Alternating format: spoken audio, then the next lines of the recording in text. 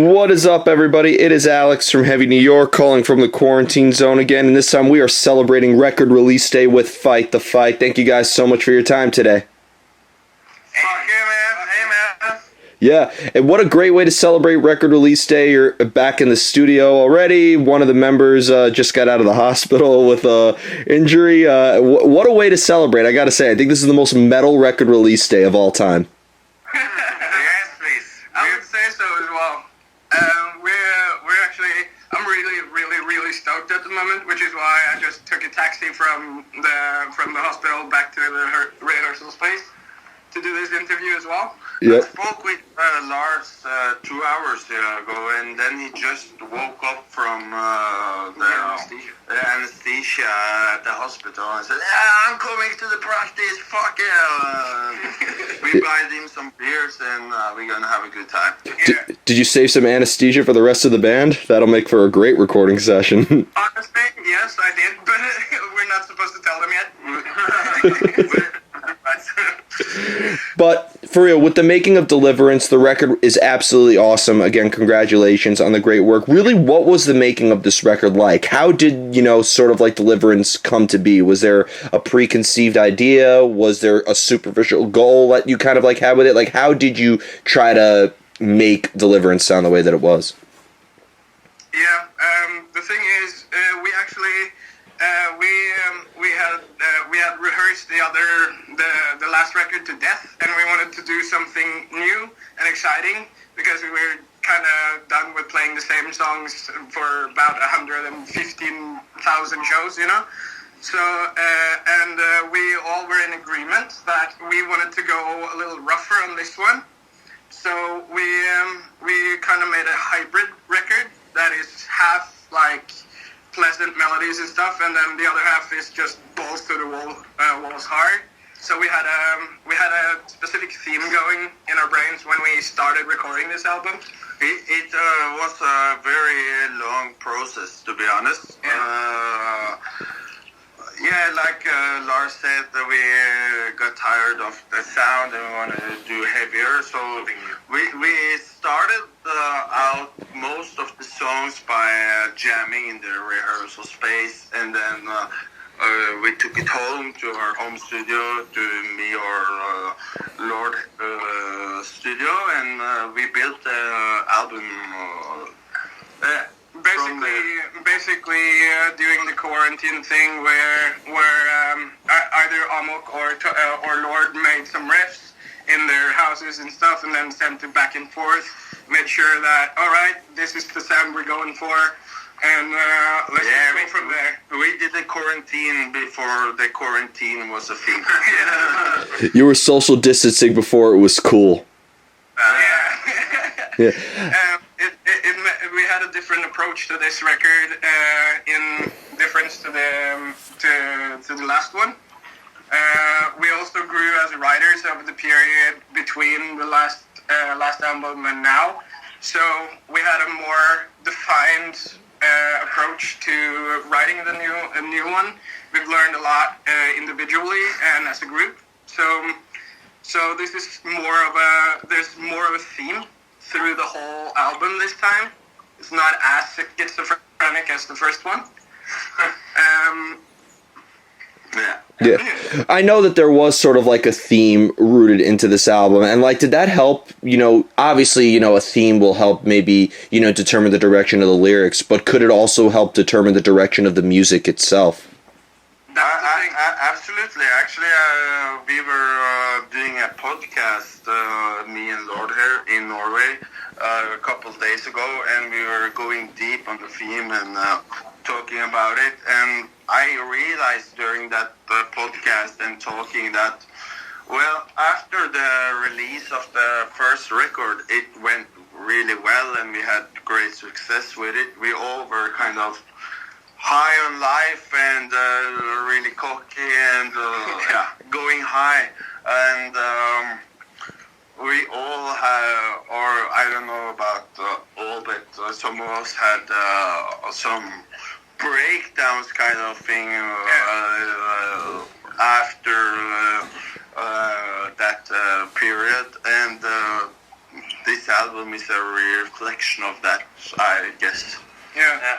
A reflection of the experience is like, I had a mental breakdown for a while, and that actually helped a lot with the writing from a good perspective for me. I do a lot of lyrics and that kind of stuff since I'm the vocalist, and I took a lot of the pain that I felt and used that for this album.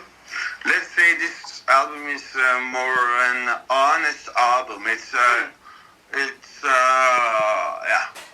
We are deeper into we were deeper into the writing process. Yeah. It's more us than the last album. Absolutely. Yeah. Well, it's funny because I thought this record was really, really fun to listen to. I almost feel like that it was a record about confronting your demons as well as making peace with them and celebrating like the closure of overcoming an obstacle. That's how I interpreted it. You're very right. That's actually what it's about. That was what he tried to say this whole time. Yeah.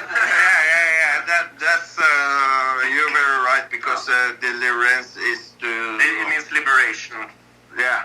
And To be set free. to be set free, but we use it in the way of accepting and realizing.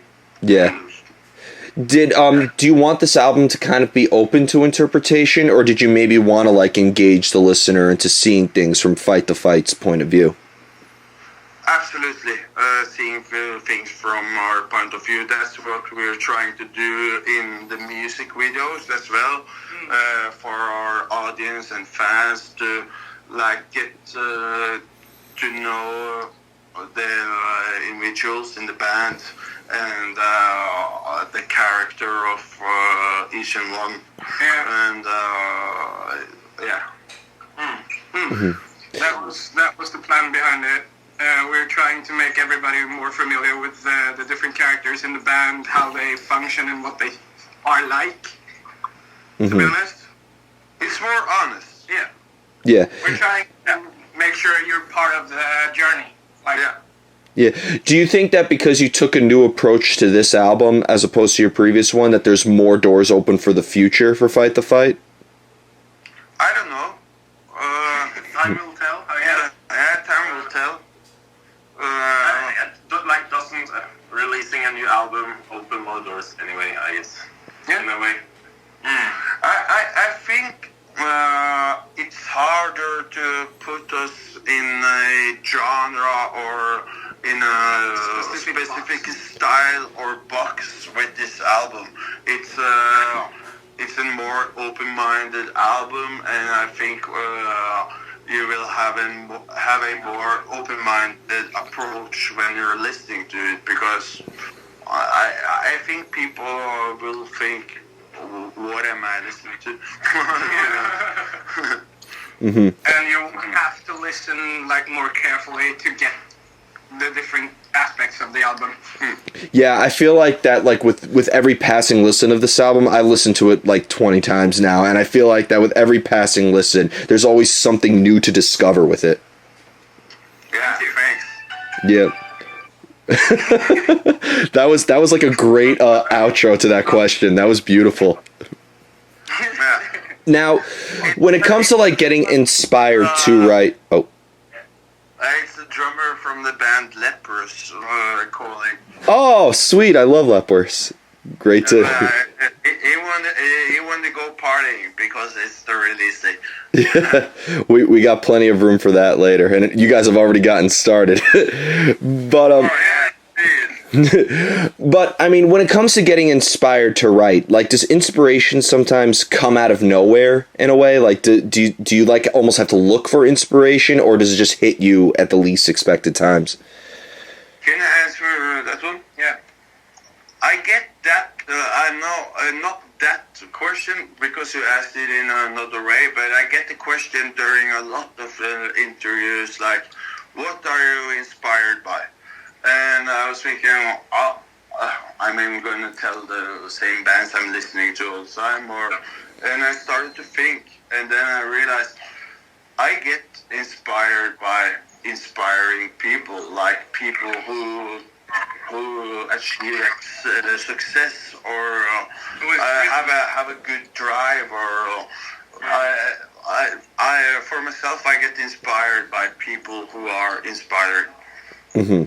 I'd imagine inspiration sometimes strikes at very inconvenient times too.